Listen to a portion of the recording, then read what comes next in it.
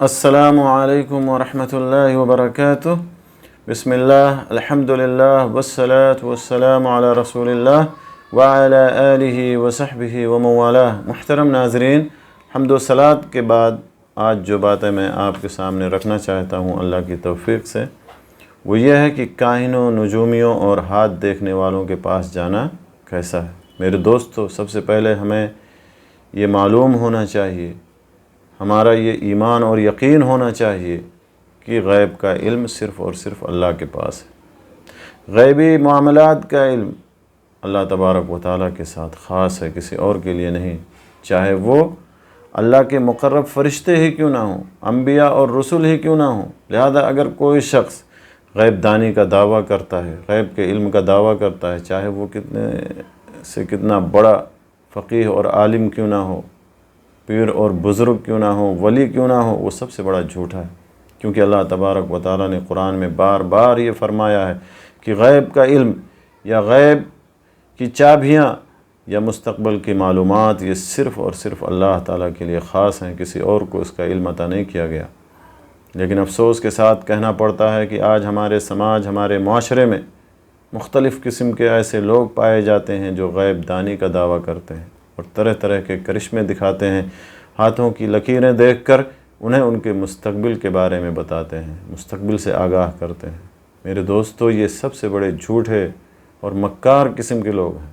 امت کو ایسے لوگوں سے ڈرانا چاہیے اور ان کے پاس جانے سے پرہیز کرنا چاہیے، اجتناب کرنا چاہیے، کیونکہ رسول اللہ صلی اللہ علیہ وسلم نے اہل ایمان کو، مومنین کو ان کے پاس جانے سے، ان کی باتوں کو تسلیم کرنے سے سختی کے ساتھ منع فرمایا ہے۔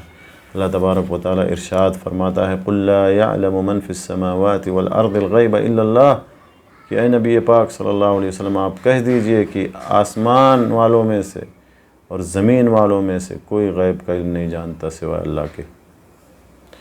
اور ام المومنین عائشہ رضی اللہ تعالیٰ عنہ سے مروی ہے، کہتی ہیں، سأل اناس رسول اللہ صلی اللہ علیہ وسلم عن الکہان فقال لهم رسول اللہ لیسوا بشیء، قالوا یا رسول اللہ فإنهم يحدثون احیانا الشیء يكون حقا، الى آخر الحدیث، متفق علیہ۔ صحیح بخاری اور صحیح مسلم کے حوالے سے حدیث ہے۔ ام المومنین عائشہ رضی اللہ تعالیٰ عنہ فرماتی ہیں کہ بعض لوگوں نے رسول اللہ صلی اللہ علیہ وسلم سے کاہنوں کے بارے میں پوچھا تو آپ نے ان سے فرمایا کہ وہ کچھ بھی نہیں ہے، وہ کسی اعتبار کے لائق ہی نہیں ہیں۔ تو لوگوں نے کہا کہ اللہ کے رسول، ان کی بعض باتیں سچ نکلتی ہیں، تو آپ نے فرمایا کہ وہ سچ باتیں جن آسمان سے اچک لیتا ہے اور اپنے دوست کاہن کے کان میں ڈال دیتا ہے، پھر وہ اس میں اپنی طرف سے 100 جھوٹ ملا دیتے ہیں، 100 سے زائد جھوٹ ملا دیتے ہیں اور لوگوں میں بیان کرتے ہیں۔ تو یہ ہے کاہنوں کی حالت، ان کا کوئی اعتبار نہیں دین اسلام میں، یہ بیکار کے لوگ ہیں۔ اسی طرح سے دوسری حدیث میں اللہ کے نبی صلی اللہ علیہ وسلم نے فرمایا کہ من اتی عرافا فسألہ عن شیء لم تقبل له صلاة 40 لیلہ، کہ جو کسی کاہن یا نجومی کے پاس آئے اور اس سے کسی چیز کے بارے میں سوال کرے تو اس کی 40 روز کی نماز مقبول نہیں ہوگی۔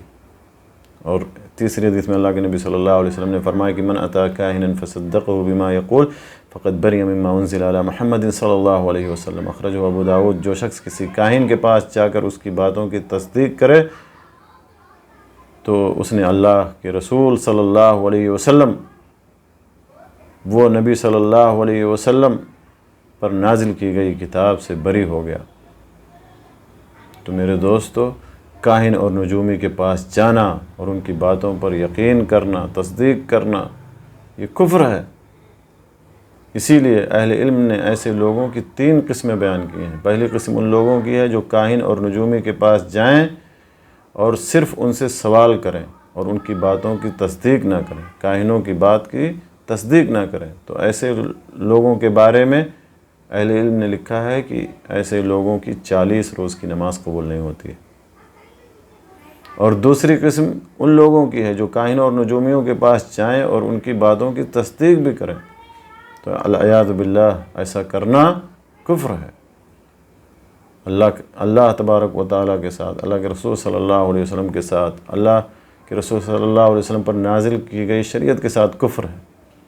تیسری قسم ایسے لوگوں کی ہے جو کاہن اور نجومی کے پاس ان کا امتحان لینے کے لیے جائیں اور ان کا امتحان لینے کے لیے ان سے پوچھیں تو یہ جائز ہے، جیسا کہ نبی صلی اللہ علیہ وسلم نے ابن سیاد کے ساتھ کیا۔ تو یہ 3 قسمیں ہیں جو اہل علم نے بیان کی ہیں ان لوگوں کی جو کاہن اور نجومیوں کے پاس جاتے ہیں۔ پہلی قسم ان لوگوں کی ہے جو جاتے ہیں اور صرف سوال کرتے ہیں لیکن ان کی باتوں کی تصدیق نہیں کرتے، تو ایسے لوگوں کی 40 روز کی نماز قبول نہیں ہوگی۔